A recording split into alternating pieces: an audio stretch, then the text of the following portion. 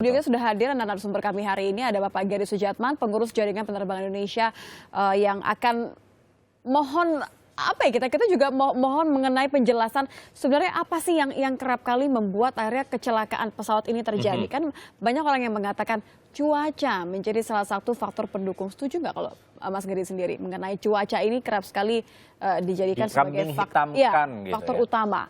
Cuaca itu kan cuaca itu kondisi. Kalau di penerbangan tuh kita harus bekerja di seputar kondisi tersebut. Bagaimana kita bisa melakukan penerbangan seaman mungkin dengan kondisi yang ada. Dengan berbagai kondisi cuaca yang memungkinkan terjadi begitu ya. Jadi kalau disalahkan cuaca itu sebenarnya sama aja kita menyalahkan diri sendiri. Karena apa? Cuaca tidak membuat pesawat jatuh. Yang membuat pesawat jatuh adalah keputusan yang diambil dalam menghadapi cuaca tersebut. Itu banyak sekali kecelakaan tidak hanya di Indonesia, di dunia yang berasal dari bukan cuacanya tapi keputusan mengenai cuaca ini sebenarnya sudah di bawah ketentuan tapi yuk terusin aja atau gimana. Nah itu yang akhirnya membuat kecelakaan. Oke Mas Gary, ini menarik sekali pada saat bilang keputusan untuk membuatkan atau mendaratkan pesawat dalam keadaan cuaca buruk. Tapi kalau kita bicara soal timur Indonesia, topografinya atau geografisnya memang sudah seperti itu. Cuacanya juga memang kerap kali berubah fluktuatif. Saya pernah mengalami sendiri harus terbang dari Nabire menuju ke Jayapura. Itu tidak boleh lebih dari jam 2 siang. Karena jam 2 siang ke atas itu langitnya sama sekali tidak bisa diprediksi. Nah ini Wamena juga kan dengan landasan yang cukup pendek. Pegunungan tentunya kan kecakapan pilot kan yang untuk terbang di timur Indonesia tentu jam terbangnya juga sudah tinggi. Tapi apakah memang cukup kurang atau seperti apa? Ya kita harus lihat ini adalah faktor-faktor yang membuat dia mengambil keputusan tersebut. Jadi tidak hanya dia memutuskan itu ya udah karena itu. Kita harus lihat adalah kenapa dia mengambil keputusan itu. Ada faktor apa? Apakah jam operasi bandara kah? Apa memang jadwal dia untuk sisa harinya? Dan itu mereka dijadwalkan untuk terbang 8 penerbangan hari itu.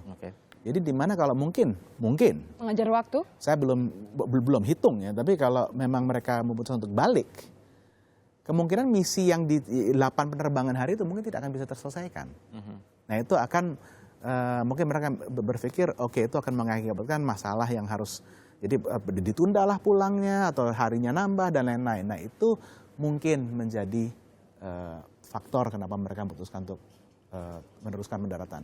Karena pada saat kejadian itu ada 2 Hercules. Satu dari Jayapura, kalau tidak salah satu dari Timika. Yang dari Jayapura bilang, aduh ini kayaknya cuaca terlalu buruk kita balik. Yang dari Timika dijadwalkan terbang 8 penerbangan, kalau tidak salah 8 penerbangan hari. Berarti ada target gitu ya? Ya dijadwalkan. Tapi dijadwalkan kalau di sipil dijadwalkan bukan berarti Anda harus terbang segitu. Kalau nggak aman ya nggak mungkin. Gitu. Nah, yang kita harus lihat di sini adalah decision making prosesnya. Apakah untuk tidak meneruskan itu bisa diterima secara wajar di kalangan penerbangan militer? Saya harap iya. Kalau misalnya iya, kenapa dia masih nekat untuk meneruskan? Ada faktor-faktor apa lagi yang harus dilihat? Kalau tidak, ya itu mungkin harus jadi PR besar buat TNI. Gitu. Tapi kan kita belum tahu. Tapi kalau kita artinya gini, kita mulai untuk membuat daftar artinya. Seperti apa sih pertimbangan-pertimbangan yang kala itu dipikirkan ribuan kaki dari permukaan tanah begitu kan di atas ketika pilot memutuskan untuk meneruskan walaupun jarak pandangnya ini sangat-sangat terbatas jauh dari kelayakan. Seberapa mungkin kalau kita bicara soal kelayakan pesawat yang menjadi faktor akhirnya kecelakaan ini? Kalau untuk yang kasus ini saya agak menyaksikan lah kalau misalnya itu memang karena faktor teknis. Karena kembali lagi kita juga terbiasa kalau nggak cuaca usia pesawat. Saya kan kayak gitu. Memang kali ini cuaca dan pesawatnya memang nggak muda usianya. Tetapi kalau kita dari pesawat, usia pesawat tidak akan bermasalah. Yang bermasalah adalah kelayakannya. Kelayakan itu tidak tergantung dari usia, tapi tergantung dari apakah masih bisa diterbangkan. Itu kan ada proses inspeksinya. Sayapnya udah retak belum? Kalau belum, kita cek. Pengecekan sebelum lepas landas artinya seperti itu. Jadi sebelum pesawat berangkat itu selalu dicek apakah pesawat ini layak. Dan itu selalu harus tanda tangan dari pilotnya. Jadi kalau memang dia merasa itu layak untuk diterbangkan, ya kita tidak menjadi masalah. Seharusnya tidak menjadi masalah. Tapi masalah akan terjadi di waktu-waktu tentunya. Karena tidak ada yang sempurna gitu. Nah, di sini saya tidak melihat ada kendala dari segi teknis pesawat. Jadi kalau lihat dari informasi-informasi yang ada, itu kita dapat kemarin dari untuk informasi cuaca, itu pada saat pagi itu, pada saat sekitar waktu kejadian, itu jarak pandangnya di dekat lokasi kejadian itu hanya 1.000 meter. Cukup pendek berarti ya? Pendek sekali gitu. Sedangkan kalau sipil untuk mendarat di landasan yang arah itu butuh jarak 5 kilometer. Oke, tapi kalau kita bicara soal tadi, saya kembali lagi menyinggung soal kecakapan pilot yang akhirnya terbang di Indonesia Timur, terlebih lagi adalah pilot Angkatan Udara tentunya memiliki jam terbang yang cukup tinggi. Karena dengan kondisi cuaca yang sebegitu jelimet dan juga ini topografinya juga luar biasa sekali di sana. Tapi kalau melihat pilot yang sekarang, Mas Geri melihatnya seperti apa? Apakah memang sudah cukup seniorkah untuk bisa terbang di Timur Indonesia? Saya rasa begini, Wamena itu memang bisa dibilang untuk tidak seperti bandara biasanya, tapi bukan yang paling sulit di Papua. Oke. Kembali lagi dari sisi gini, penerbangan itu dirancang untuk bisa dilakukan oleh pilot yang biasa-biasa aja, tidak mengharuskan pilot yang jago. Makanya ada prosedurnya, makanya ada batas-batas ketentuan yang kita namakan minima, yaitu jarak pandang, jarak ketinggian awan dari permukaan tanah yang waktu itu juga dilaporkan hanya 100 kaki, 30 meter. Jadi apakah itu benar atau enggak, ya itu laporan yang masuk. 1.000 meter jarak pandang, 100 kaki, mendarat dengan hanya visual, itu mau sejago apa, saya rasa itu sangat sulit gitu. Dan kalau di sipil itu pilotnya udah dicopot license-nya. Gitu. Jadi balik lagi ke decision making prosesnya. Kenapa mereka memutuskan untuk lanjut mendarat dengan kondisi seperti itu? Dengan begitu perlu ada evaluasi untuk para pilot khususnya di TNI misalkan untuk menerbangkan Hercules? Saya rasa bukan spesifik ke pilot Hercules, tapi ini tidak hanya di masalah di pilot militer, tapi juga di pilot sipil, di mana beberapa kejadian terakhir di Papua, terutama yang terakhir di Wamena, kecelakaan jet terakhir di Wamena yang 737, itu jarak pandang di bawah 5 km, ketinggian awan di bawah 500 kaki, dia masih coba nekat masuk dan akhirnya hard landing rodanya lepas, kecelakaan kan? Oke. Gitu. Jadi ini masalah yang harus masih kita tinjau, tidak hanya untuk militer tapi juga untuk sipil. Tapi dari tadi Anda berkali-kali berkata bahwa decision maker, jadi ketika pertimbangan-pertimbangan apa yang mungkin ada di kepala sang pilot kala itu, artinya apa saja sebenarnya kalau kita katakan standar prosedurnya seorang pilot, terutama ketika menghadapi landasan ataupun juga kondisi seperti di tanah Papua khususnya? Yang umum aja deh, yang umumnya. Jarak pandangnya berapa, anginnya berapa, lalu ketinggian awan berapa. Itu ada batasnya. Ya. Selama batasnya belum melewati dari ketentuan, silahkan mau coba. Nah, kalau ini kita tidak mempertanyakan di mana kalau ini masih di dalam batasnya normal lalu mereka kecelakaan. Ini kita melihat kasus di mana untuk di sipil ini sudah jauh di bawah dari minima yang berlaku. Yang kita benar-benar harus lihat adalah kenapa kok dia mau melakukan itu. Ada faktor apa? Apakah dari faktor zaman waktu dia masih sekolah terbang? Mereka diajarkan, kamu harus bisa, nggak peduli masalah nyawa kamu, tapi harus bisa. Kalau nggak bisa, kamu nggak jago, kamu harus malu. Apakah ada pendidikan seperti itu zaman dulu yang akhirnya tetap nempel di kepala dia? Itu kan kita harus lihat. Lalu apakah ada sanksi yang diberikan dari operator, apakah kalau dari kasus penerbangan militer dari pihak TNI-nya atau dari kalau sipil dari pihak maskapainya, kalau dia tidak masuk tapi dia memutuskan untuk cari aman istilahnya. Jadi faktor-faktor itu yang harus dilihat. Jadi tidak segampang oh ya cuaca. Lalu kalau orang bilang oh nggak mungkin cuaca, itu kan pilot yang memutuskan. Oh, oke, berarti pilot yang salah. Tidak segampang itu. Kenapanya harus kita lihat? Karena balik lagi, pilot yang sudah meninggal tidak bisa membela dirinya kan.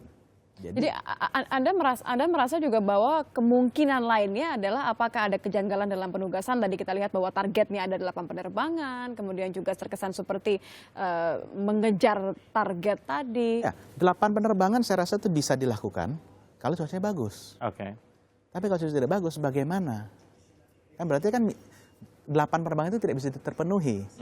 Nah, apakah itu menjadi faktor dari keputusannya si pilot? Ya kita nggak tahu pada saat ini. Itu kan nanti diinvestigasinya. Tapi kalau misalkan kita bicara soal jumlah penerbangan di Papua seperti itu 8, apakah jumlah yang cukup ideal atau memang harusnya nggak 8 nih kalau melihat kondisi Papua ini seperti ini, harusnya 5 atau mungkin 3? Tergantung dengan rutenya kemana. Tapi waktu itu hari itu Timika, Wamena, Jayapura, Wamena, terus ada sampai ke Merauke juga balik lagi.